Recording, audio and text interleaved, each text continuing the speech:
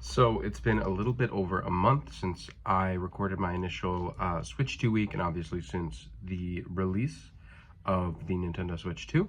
So I wanted to take today as an opportunity to talk a little bit about my experience with the Nintendo Switch 2 about a month in. So just to put it plainly, I am overall pretty pleased with the console itself. I'm obviously going to go into more detail, but just figured I would get that out of the way because what I would like to start with are a couple of the issues that I've had with the console so far. So here is my Nintendo Switch 2, and if I turn it on, you'll notice my first issue, which is something you probably can't see unless I get super close up, and even then, I don't know if you can see it, but in my bottom left corner here, I have this little annoying red pixel, which is a stuck pixel. And when you consider the size of the screen, it's understandable that there would be some sort of issue like that.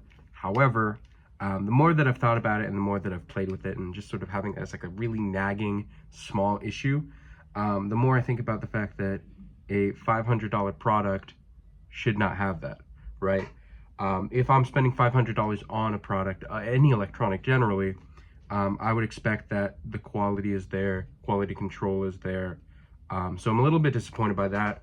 I believe I have a warranty with GameStop that might be able to, I don't know, I don't think it would be fixed, but maybe replaced. And in any case, that leads me on to my second issue, which is because it's a stuck pixel and not a dead pixel, there is still technically a chance that I'd be able to sort of kick it back into gear, make it function correctly. And normally that's done either by applying pressure on the screen or doing things like physically with the hardware, or by showing a bunch of flashing lights on the screen. And that's something that there are a bunch of YouTube videos where you can run that, and hopefully, usually with like monitors and stuff, it will unstick the pixels.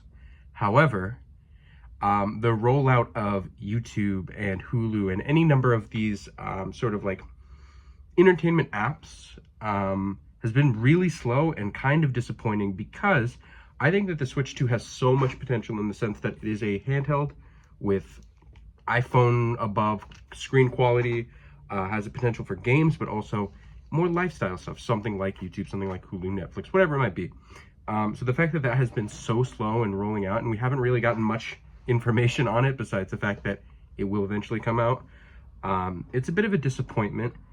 And I think that's kind of my main lasting critique that I have so far, is that there's so much more that can be done in terms of making this something that people use as an internet browser, as something to watch shows, as something to play games, like an all-in-one thing. There really is potential here, and eventually maybe that does happen.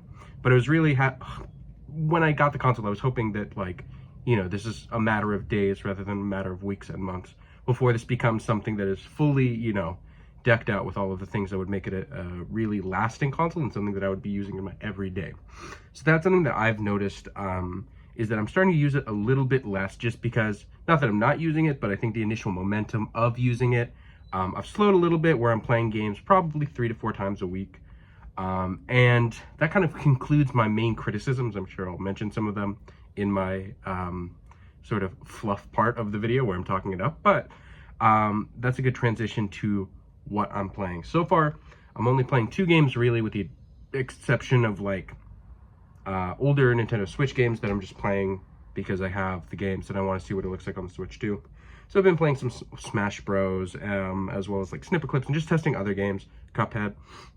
But the 2 games that I've bought exclusively for the Switch 2, that are Switch 2 games, or at least Switch 2 edition, would be Mario Kart World, as well as No Man's Sky. And I can go a little bit more into depth about those games specifically, but I'll just briefly touch on them. As for Mario Kart, I think that a lot of my concerns were real, but they were not as extreme as I had thought in terms of having the open world. A lot of that space is occupied by, in the same way that you would have like blue coins in a Mario, platformer. You have those in this game, the P-switches, all of that stuff. But I'm not going to delve entirely into the game. I just want to talk about the experience of using the Switch 2 and playing the game. The screen quality for the game is very impressive. So I've had no issues graphically in terms of processing when I'm playing Mario Kart. It's very seamless. And also, again, just like I find myself almost preferring to play in the handheld mode than the TV mode, just because, at least to me, the difference is insignificant in terms of the graphical quality. And it's just a lot more convenient to be holding a console like this, for me, than sitting away from a TV. So that's just a little bit on Mario Kart. Obviously, that's the game they roll out with. I would hope that it accompanies the console well. And then I'm going to talk a little bit about No Man's Sky, which is a game that really pushes the Switch 2 to its upper limits when you think about the size of the game, the nature of the game where you're exploring all of these different worlds, going through all these different environments and all these different textures and layers and whatever else. And I will say, I've played it. It feels a little bit slower than Mario Kart naturally. I believe it runs at like a steady 30 frames per second, which is a compromise you make when you have all of that other stuff that's going to be on screen and everything else that's going on. I had played it on the PC and I'd had issues where the game would crash. I've not had any game crashes on my Switch. And again, this is another example of the fact that the graphical quality is so good on the screen. Even if it's not an OLED, the screen is so nice and large, with the exception of that one stuck pixel, that I feel perfectly fine playing it in handheld. And again, this game specifically, I find that the text is kind of small, so playing it in handheld is even more ideal than playing in the docked mode. Which brings me to the dock. This is another critique that I'll have in just a second, but I just want to talk about the design of it. It's made in such a way that the Switch fits much nicer and smoother than in comparison to the Switch 1, where there was a lot of concerns about scratching and about possibly damaging the screen on the Switch 1.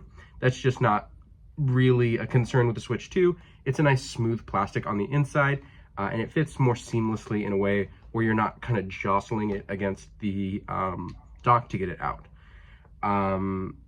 So that's my main thoughts about what I've experienced. Overall, I've been very pleased with the way that the console feels, the portability of the console, the screen size, the controller size.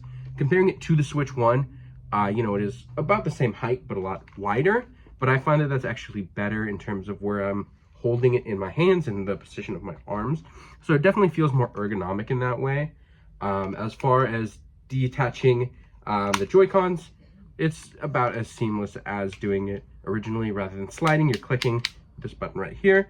The magnets I'm a big fan of, and even though I haven't used the mouse ability all that much, the fact that I can just do it on my lap or on the table in front of me, I feel like that is definitely something that can be utilized in games that are either being ported from PC, like something like a Civilization, for example, or other games that might just, utilize the mouse to click in between menus or screens, whatever it might be. So there's a bunch of really cool features. I touched on them a little bit in my initial review, but for this review, I really just want to focus on my lasting thoughts and takeaways from using it for a month. I've been able to play it pretty frequently.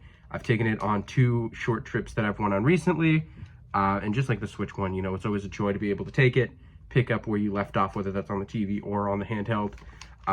Very seamless, very convenient. And I think that my main critiques are not so much like, things that are stuck with the system itself. These are things that can very easily be adjusted.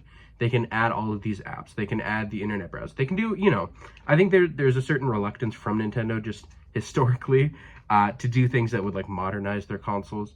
But I really do think that in terms of hardware, it is extremely impressive that they're able to pack all of that into something this thin and something this easy to hold, something that's as portable as this, something that's as user-friendly as this. The UI on the system is just like the Switch 1. It's very user-friendly. Kids, older people, whoever. It's just very easy to pick up, very easy to use, very fun to play. And that's kind of my main thoughts. I think that if I were to give it a grade out of 10, I would give the Switch 2, in my personal experience, a 9.1 out of 10. I would say it has somewhat exceeded my expectations in terms of what games it's able to run and the skill or the power that goes behind playing the games. And most of my issues are just, ticky-tack kind of things, either issues with my own hardware or just, the slow rollout of games. That applies to also other games as well. There hasn't been like a direct. Again, this doesn't apply to the Switch 2 itself, what I'm reviewing, but just in general, there has been a little bit of stagnation in terms of rolling out information and games and whatever else on the Nintendo side. So hopefully, just like with the Switch 1, where it was a bit of a slow rollout, that will be expedited a little bit in the coming months, especially if we get towards the holiday time. I'm really hoping that a lot of the issues that I have are addressed. Hopefully that game library keeps on expanding. But that's about it. I'll make sure to update if I have any more information either about my own stuck pixel or anything else that I feel like I should share with you guys about my Switch 2. But I'm very excited. In a couple of days, I'm going to get my hands on Donkey Kong Bonanza, and I'll make sure to do a shorter review, and maybe I'll do a longer review once I've had the game for a little while. But yeah, hopefully you enjoyed watching, and hopefully you'll stick around for both of those things and more Switch 2 content in the future. So thank you so much for watching.